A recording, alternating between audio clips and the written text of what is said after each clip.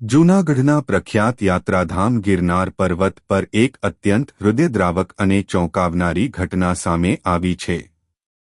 ખેડા જિલ્લાના મહેમદાવાદ તાલુકાના મોડજ ગામથી ગિરનારની યાત્રાએ આવેલા પ્રવાસી પરિવારના 12 વર્ષના બાળક પર સિંહે અચાનક હુમલો કર્યો હતો। બાળક મયુરસિંહ કાકાનો હાથ પકડીને ગિરનાર ચડતો હતો તે દરમિયાન સિંહ ખેંચી ગયો હતો। પરિવારજનોએ જઈને તપાસ કરતા જંગલમાંથી બાળકના અવશેષો મળ્યા હતા। ત્યારે આ ઘટનાને પગલે દિવ્ય ભાસ્કર મયુરસિંહના ઘરે પહોંચ્યું હતું। આ ગમગીન ઘટનાના કારણે ઘર સહિત ગામ શોકમાં ઘરગાવ થઈ ગયેલું જોવા મળ્યું હતું। ઘરના વડીલો અને મહિલાઓ રુદન કરતા હતા।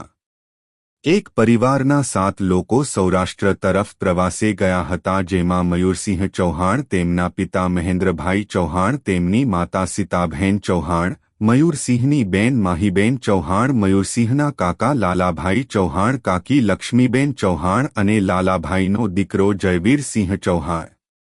મયુરસિંહના પરિવારજનોનો મુખ્ય વ્યવસાય ખેતકામ છે। ત્યારે આ ઘટનાના પગલે પરિવારમાં ખૂબ શોકની લાગણી ફેલાઈ ગઈ છે। મારા છોકરાનું નામ મહેન્દ્રકુમાર શકરાભાઈ ચૌહાણ, એના એકનો એક દીકરો હતો અને એ દીકરો પ્રવાસમાં ગયા, ત્યાં આગળ આવો બનાવ બન્યો જૂનાગઢમાં। એ દુઃખ વધારે થયું મને। એકનો એક દીકરો હતો। કયા ધોરણમાં ભણતો હતો? 5મા ધોરણમાં, હું 5મામાં આવ્યો હતો। કેવો હતો? સારો હતો ને હસમુખો હતો, ભણવામાં સારો હતો। દુઃખનો ચૌહાણ અર્જુનભાઈ જાયાભાઈ, ગામ મોદજ, તાબે ગૌતમનગર। હું એમની પડોશમાં જ રહું છું। ઘટના બની? હવે આ ઘટના જે બની એ અમારા ગામમાંથી મોદજમાંથી એક ભાઈએ પ્રવાસનું આયોજન કરેલું ને એ પ્રવાસના આયોજનની અંદર ઘરના 7 સદસ્યો એ પરિવારની અંદર ગયા હતા। એની અંદર સવારમાં જૂનાગઢની અંદર જ્યારે ચઢાણ કરવાની શરૂઆત કરી ત્યારે બધા સમૂહમાં જ હતા, પણ સમૂહની અંદર હતા પણ એ લગભગ 50 પગથિયા ઉપર ચડ્યા પછી બાજુ પરથી કંઈક હિંસક હુમલો થયો, એટલે નાસદોડ થઈ અને નાસદોડ થવાના કારણે પેલો જે બાળક હતું, જે 11 વર્ષનો છોકરો હતો, એના ઝપટમાં આવી ગયો અને લઈને ભાગી ગયો। પછી બૂમ બરાડા બહુ થયા, બહુ પ્રયત્નો કર્યા પણ કશું મળ્યું નહીં। છેલ્લે પછી બધા ભેગા એકત્રિત થઈ અને લગભગ ફોરેસ્ટરને જાણ કરી, પણ કોઈ જલ્દી આવ્યા નહોતા।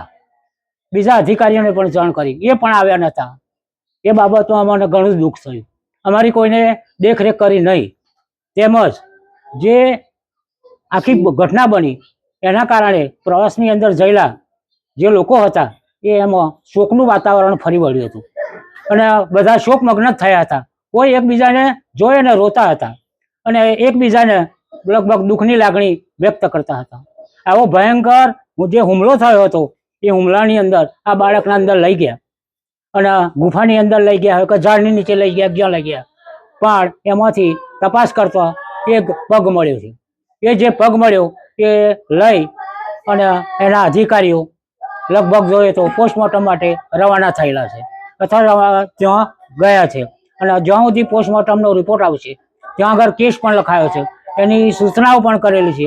તો આવી બધી ક્રિયાઓ અને બનાવો બન્યા એ અયોગ્ય કહેવાય નહીં। પ્રવાસ અને પર્યટન સ્થળે જે દેખરેખ રાખવી જોઈએ, જે બંદોબસ્ત કરવો જોઈએ એ રાખવામાં આવતો નથી।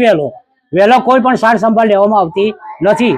એ પણ એક તંત્રની બેદરકારી ગણવામાં આવે છે અને આના કારણે મારી પાડોશમાંથી રહેતા અમારા કાકાના સ્વજન છે, એમને એક જ દીકરો હતો અને એ પણ ગુમાવ્યો। તો આ આંખનું જેમ રતન ખોવાય એમ એ દીકરાનું પણ રતન ગયું અને શોકમગ્ન વાતાવરણની અંદર એમની એવો પાછળ કોઈ સેવાભાવ કરવા વાળું રહ્યું નહીં।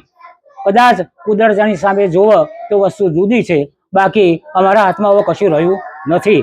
આવી અમે વેદના વ્યક્ત કરીએ છીએ અને આ અંગે જો સરકારી કોઈ પણ સહાય પ્રાપ્ત થતી હોય તો એ ભાઈને આપવા માટે પ્રયત્નો કરે, એ જ મારી વિનંતી।